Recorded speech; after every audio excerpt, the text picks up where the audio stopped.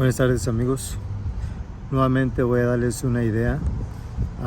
Este es un 2004 PT Cruiser, se calienta y en cada desaceleración se apaga o está como haciendo misfire. Es un caso, me llaman de este taller para hacerle un diagnóstico y encontramos que la banda está fuera de tiempo.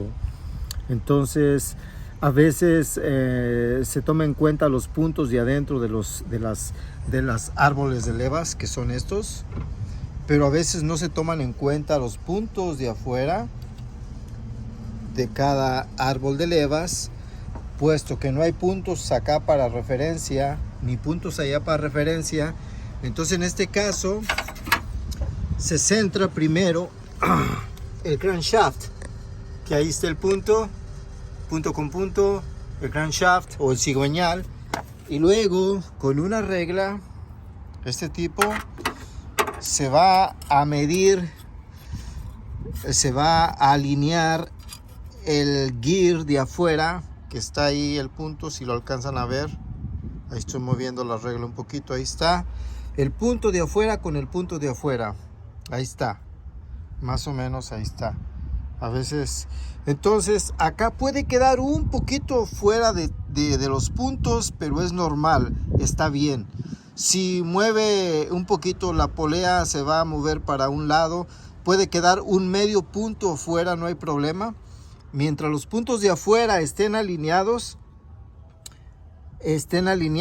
así, los puntos de afuera puede dar un poquito, un medio punto, no hay ningún problema, todo va a estar bien.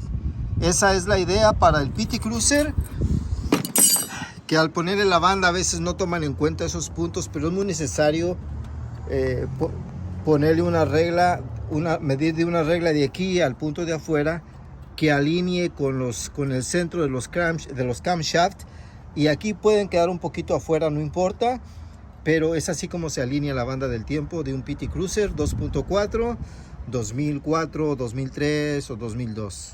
Espero les ayude, y muy importante alinear la parte de afuera y apretar el tensionador. Después que sea alineado se le dan dos vueltas